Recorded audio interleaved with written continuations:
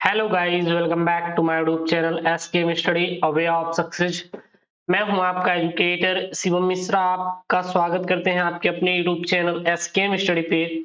और यहां पे लेके आए हैं हम आखिरकार आप लोग पेपर कैसे लिखेंगे। जी हाँ, आप जो यूपी बोर्ड का हिंदी का पेपर है या फिर आप सामाजिक विज्ञान या फिर आप भौतिक विज्ञान, जीव विज्ञान, सभी के ऊपर वीडियो बनाएंगे। आप टेंशन मत लीजिएगा। सबसे पहले हम लोग देख लेंगे कि आप लोग को पेपर जो मिलेगा उसमें आपको कॉपी कैसे लिखना है, ताकि आप 95 परसेंटेज प्लस आप आराम से स्कोर कर पाए। और इसमें हम लोग 12th का पूरा हिंदी का पेपर सोल्यूशन भी कर लेंगे, आपको बताएंगे भी कैसे करना है। साथ ही साथ इसमें हम लोग पूरा का पूरा क्या कर लेंगे, सोल्यूशन भी करेंगे। ठीक है ना। आपको एक बेसिक पहले जानकारी दे देंगे कि लिखा कैसे जाता है उसका उत्तर। अगर आपको ज्यादा नंबर स्कोर करना है तब कैसे लिखेंगे, सारी चीजों पे हम यहाँ पे आज डिस्कशन करने वाले हैं। वीडियो को क्या करेंगे, वीडियो को लाइक कर दीजिए और चैनल को क्या करेंगे, सब्सक्राइब कर देंगे। और ये आपको हिंदी का पेपर है जहां पर आपको बिल्कुल आप 100% आप 100 में 100 पक्का करेंगे। अगर इस वीडियो को देखते हैं तो इस वीडियो को देखने से आपको 100 में 100 आपका बिल्कुल पक्का होने वाला है। और ये काफी इंपॉर्टेंट वीडियो होने वाला है, क्योंकि इसमें मैं आपको पूरा पूरा पेपर का देख सकते हैं यहाँ पे सोल्यूशन देने वाला हूँ। क्लास 12th हिंदी का ये आपका है। और यहाँ पे देख सकते हैं मैं पूरा पूरा आपका सोल्यूशन लेके आया हूँ। ठीक है ना। तो वीडियो को लाइक कर देंगे, चैनल को सब्सक्राइब नहीं किया तो प्लीज यार चैनल को सब्सक्राइब कर दीजिए। तो चलिए देख लीजिए, आपका पेपर देख लेंगे किस प्रकार से आपका प्रश्न रहेगा और कैसे हमें एक एक करके सॉल्व करना है इसको। तो यहाँ पे जो पेपर कोड है वो है आपका 302 डीबी पेपर कोड है। और ये 2022 वाला पेपर है। ठीक है ना। 2022 का जो पेपर हुआ था उसका है सामान्य हिंदी का। पूर्णांक आपका 100 नंबर का रहने वाला है और 3 घंटे 15 मिनट का आपको क्या दिया जाएगा, टाइम दिया जाएगा। 3 घंटे 15 मिनट में आपको क्या करना है, प्रश्न को सॉल्व करना है। और जो प्रारंभ के आपके 15 मिनट दिए जाएंगे ना, वो प्रश्न पत्र को पढ़ने के लिए दिया जाएगा। भैया प्रश्न पत्र को आप अच्छे से पढ़िए, उसके बाद अपना आप क्या दीजिए, वहां पे उत्तर को दीजिए। और यहाँ पे सामान्य निर्देश दिए गए हैं कि प्रश्न पत्र को दो भागों में बांटा गया है, खंड क और खंड ख में विभाजित किया गया है। प्रश्न पत्र कितने खंडों में बटे रहेंगे, दो खंड, खंड क और खंड ख। खंड क में आपका 50 नंबर का रहेगा और खंड ख में भी आपको कितना अंकों का रहेगा, आपका 50 अंकों का रहने वाला है। यानी 50-50 अंकों का आपका खंड क रहेगा और खंड ख रहने वाला है। तो सबसे पहला इन्होंने यहाँ पे प्रश्न पूछा है खंड क में। क्या प्रश्न है, कौन सा प्रश्न है, प्रश्न है सरस्वती पत्रिका का प्रकाशन किस युग में हुआ था। जो सरस्वती पत्रिका है उसका प्रकाशन किस युग में हुआ था, भारतेंदु युग में, द्विवेदी युग में, शुक्ल युग में या शुक्लोत्तर युग में।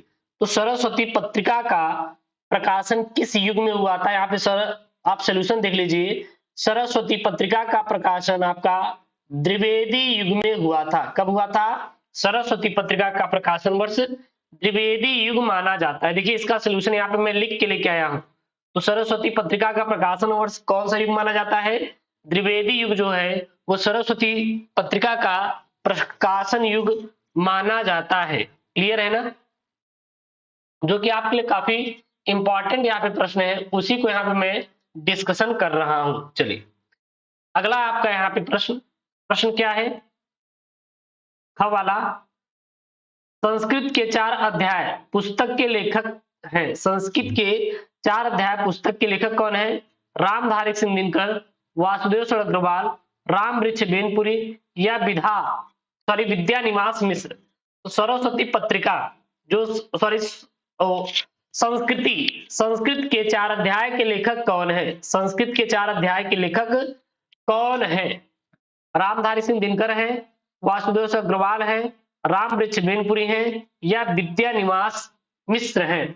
तो सरस्वती के 4 अध्याय पुस्तक के लेखक कौन है, तो सरस्वती पत्रिका का प्रकाशन वर्ष आपका द्विवेदी युग और संस्कृत के 4 अध्याय, संस्कृत के 4 अध्याय पुस्तक के लेखक कौन है, आपके रामधारी सिंह दिनकर है। रामधारी सिंह दिनकर कौन है, संस्कृति के 4 अध्याय पुस्तक के लेखक है। सॉरी मिस्टेक हो जा रहा है क्योंकि संस्कृति और सरस्वती यहाँ पे दोनों मिक्स हो जा रहे हैं, इसके लिए माफी चाहेंगे। संस्कृत के 4 अध्याय के लेखक कौन है, रामधारी सिंह दिनकर जी हैं। अगला यहाँ पे ग वाला प्रश्न है, प्रश्न क्या है, रामचंद्र शुक्ल द्वारा लिखा गया निबंध है। रामचंद्र शुक्ल द्वारा लिखा गया निबंध कौन सा है? अशोक के फूल, राष्ट्र का स्वरूप, कविता क्या है, तुम चंदन हम पानी। तो रामचंद्र शुक्ल द्वारा लिखा गया निबंध कौन सा है? रामचंद्र शुक्ल द्वारा लिखा गया निबंध आपका कविता क्या है? कविता क्या है आपका? क्या है? रामचंद्र शुक्ल द्वारा लिखा गया निबंध है। रामचंद्र शुक्ल द्वारा लिखा गया निबंध क्या है? कविता क्या है? रामचंद्र शुक्ल द्वारा लिखा गया निबंध है। अगला यहाँ पे घ वाला प्रश्न है, अजात शत्रु किस विधा की रचना है? जो अजात शत्रु है वो किस विधा की रचना है, यहाँ पे आपको बताना है, जो कि काफी आईएमपी वाला क्वेश्चन है और पूरा मैं फुल सोल्यूशन यहाँ पे वीडियो लेके आया हूं, इसलिए वीडियो को पूरा देखना है आपको। जीवनी, नाटक, संस्मरण या फिर आत्मकथा। तो अजात शत्रु जो किस विधा का रचना है, वह एक नाटक है। अजात शत्रु किस विधा की रचना है? यह एक नाटक है। अगला प्रश्न यहाँ पे, अज्ञेय की रचना है शेखर, एक जीवनी, पृथ्वी पुत्र, विचार प्रवाह या मेरे पिजार। तो अज्ञेय की रचना कौन सी है? तो इसमें से अज्ञेय की रचना कौन सी है? जो अज्ञेय की रचना है वो है शेखर एक जीवनी। शेखर एक जीवनी क्या है? यह अज्ञेय जी की क्या है? रचना है।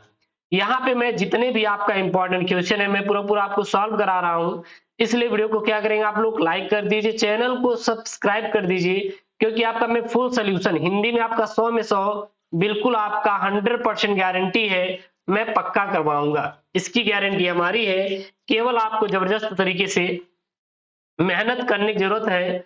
हमारे साथ साथ आप लोग केवल मेहनत करिएगा, बाकी आपका पूरा का पूरा नंबर स्कोर होगा। इसकी आपको बिल्कुल भी टेंशन नहीं लेना है, बिल्कुल भी आपको टेंशन नहीं लेना है। क्लियर है? चलिए दूसरा का यहाँ पे का प्रश्न है, कबीरदास प्रमुख कवि है। कबीरदास प्रमुख कवि है किसके हैं? निर्गुण काव्य धारा के, सगुण काव्य धारा के, प्रगतिवादी काव्य धारा के, या फिर आप कह सकते हैं प्यारे बच्चों कि प्रयोगवादी काव्य धारा के।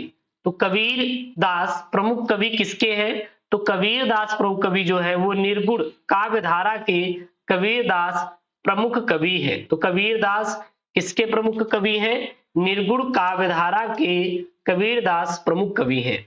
उसके बाद यहाँ पे ख वाला प्रश्न है, बिहारी लाल ने प्रमुख रूप से किस छंद में रचना की है? जो बिहारी लाल है उन्होंने प्रमुख रूप से किस छंद में रचना की है? चौपाई में, दोहा में, कुंडलनिया में या समया में। तो बिहारी लाल ने प्रमुख रूप से किस छंद में रचना किए हैं? तो यहाँ का आपका राइट आंसर आपका क्या हो जाएगा? चलिए देख लेते हैं। यहाँ पे आपका जो आपका राइट आंसर हो जाएगा वह होगा आपका दोहा। तो बिहारी लाल ने प्रमुख रूप से किस छंद में रचना की है? तो बिहारी लाल ने प्रमुख रूप से दोहा में किए। किस में किए? दोहा में। किसमें किए? दोहा में। क्लियर है? अगला यहाँ पे ग वाला प्रश्न है, नौका विहार कविता का संबंध किस नदी से है? जो नौका विहार है कविता का संबंध किस नदी से है? यहाँ पे राइट आंसर आपको बताना है। तो नौका विहार कविता का जो संबंध है वो आपका गंगा नदी की से है। नौका विहार कविता का संबंध किससे है?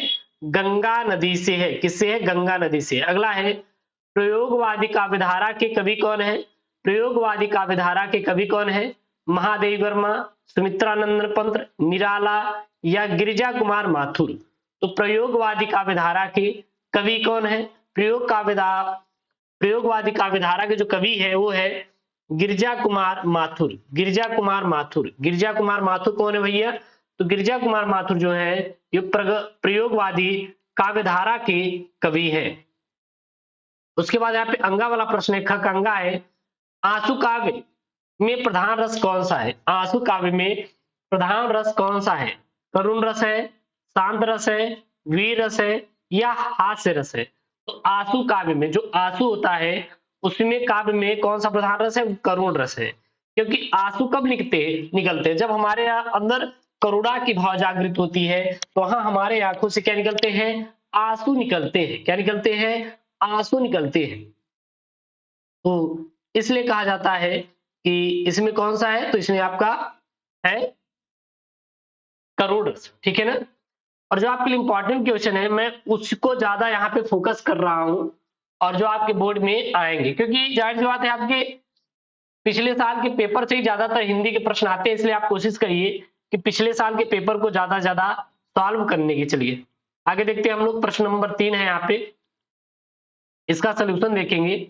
प्रश्न नंबर 3 क्या है यहाँ पे, दिए गए गद्यांश पर आधारित निम्नलिखित प्रश्नों के उत्तर दीजिए। प्रश्न क्या है यहाँ पे, ये 10 नंबर का आपका प्रश्न है। जी हाँ, कितने नंबर का है, 10 नंबर का आपका प्रश्न है। अब प्रश्न क्या है भैया, प्रश्न देख लीजिए अपना आप। प्रश्न यहाँ पे ये है कि राष्ट्र का तीसरा अंग जन की संस्कृति है। मनुष्य ने युगों युगों में जिस सभ्यता का निर्माण किया है वही उसके जीवन का सांस श्वास प्रश्वास है। बिना संस्कृति के जन की कल्पना कबंध मात्र है। संस्कृति ही जन का मस्तिष्क है और संस्कृति के विकास और अभ्युदय के द्वारा राष्ट्र की वृद्धि संभव है। संस्कृति के समग्र रूप में भूमि और जन के साथ साथ साथ जन की संस्कृति का महत्वपूर्ण क्या है प्यारे बच्चों, स्थान है। ठीक है, चलिए इसको थोड़ा बड़ा कर लेंगे तो आपको अच्छे से समझ में आएगा। इसको हम थोड़ा आप क्या कर लेते हैं, बड़ा कर लेते हैं। एक सेकंड आप लोग थोड़ा आप समय दीजिए, मैं इसको और बड़ा कर ले रहा हूं, ठीक है ना, ताकि आप लोग को अच्छे से समझ में आ जाए। अब आपको दिखाई दे रहा होगा अच्छे से, यहाँ पे देखिए संस्कृति के विकास से लेके यहाँ पे महत्वपूर्ण स्थान है। अब यहाँ से प्रश्न बना हुआ है।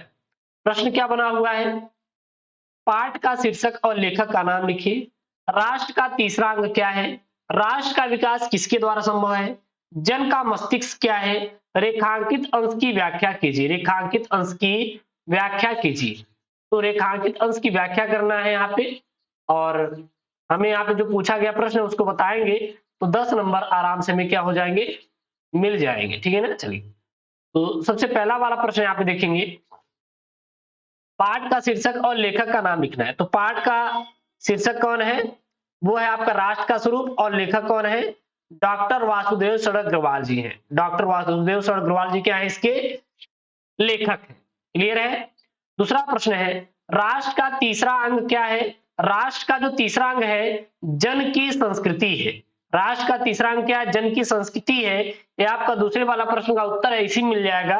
और इसी को मैंने यहाँ पे लिखा है, राष्ट्र का तीसरा अंग क्या है, तो लिखेंगे राष्ट्र का तीसरा अंग, अंग यहाँ पे लिखेंगे, ये गलती मिस्टेक हो गया लिखने वाले से, जन की संस्कृति है, जन की संस्कृति है। अगला प्रश्न यहाँ पे, राष्ट्र का विकास किसके द्वारा संभव है। राष्ट्र का विकास किसके द्वारा संभव है, राष्ट्र का विकास संस्कृति के विकास और अभ्युदय राष्ट्र का विकास संभव है। तो राष्ट्र का विकास किसके द्वारा संभव है, आप यहाँ भी देख सकते हैं। तो राष्ट्र का जो विकास होता है वो किसके द्वारा संभव होता है, संस्कृति के विकास और अभ्युदय के द्वारा ही राष्ट्र का विकास संभव होता है। यहाँ पे देखिए, यहाँ पे जो मैं यहाँ पे लाइन कर रहा हूं यही आपका इसका क्या है, तीसरे वाला का आपका आंसर है। क्लियर है ना, संस्कृति के विकास और अभ्युदय के साथ ही राष्ट्र का वृद्धि है। क्लियर है ना, चलिए अगला हम लोग प्रश्न देखें। अगला प्रश्न उन्होंने क्या पूछा है, यहाँ पे इन्होंने पूछा है अगला प्रश्न, जन का मस्तिष्क क्या है। तो संस्कृति ही जन का मस्तिष्क है, यहीं से प्रश्न आपके उत्तर मिलेंगे, इसी को पढ़ लेंगे आपका उत्तर मिल जाएगा, देख सकते हैं। इसीलिए कहते हैं आपको अन्य चीजों की तलाश नहीं करनी, सारे आंसर आपके पेपर में ही रहते हैं। तो जन का मस्तिष्क क्या है, वो है आपका संस्कृति ही जन का मस्तिष्क होता है। अगला है रेखांकित अंश की व्याख्या कीजिए, कहां से कहां तक है, बिना संस्कृति के जन की कल्पना कबंध मात्र है, आप बस यहीं तक है। बिना संस्कृति की, एक बार इरेज करके हाईलाइट कर दे तो आपको समझ में आ जाएगा कहां से कहां तक, यहां से है, बिना संस्कृति के जल की कल्पना कबंध मात्र है। ये बस यहां से यहां तक आपको क्या करना है, एक्सप्लेन करना है। देखिए रेखांकित यहाँ पे किया गया है, बस यही को आपको क्या करना है, एक्सप्लेन करना है। चलिए देख लेते हैं, तो इसका उत्तर क्या हो जाएगा आपका, मानव जीवन की कल्पना ही नहीं की जा सकती, इसीलिए संस्कृति विकास और उसकी उन्नति में ही किसी राष्ट्र का विकास और समृद्धि निहित होती है। बस इसका क्या हो जाएगा, आपका उत्तर हो जाएगा। तो इसमें मैंने कक्षा 12वीं हिंदी पेपर का सॉल्यूशन के बताया है। यदि इस पेपर को तैयार कर लेंगे, मैं एक एक करके आपको पूरा पूरा सॉल्व करा दूंगा। आज मैंने यहाँ पे टोटल आपका 10 बहुविकल्पी, 10 आपका गद्यांश यानी कि 20 नंबर आपका क्लियर करा दिया है। नेक्स्ट वीडियो में आपको नेक्स्ट पार्ट में इसके आगे मैं क्लियर करवाऊंगा। तो कक्षा 12वीं वाले हिंदी में बिल्कुल ये 100 में 100 आपको स्कोर करना है। तो चैनल को सब्सक्राइब करना है, वीडियो को लाइक करना है। ओके दोस्तों, थैंक यू, जय Hind, take care, bye bye.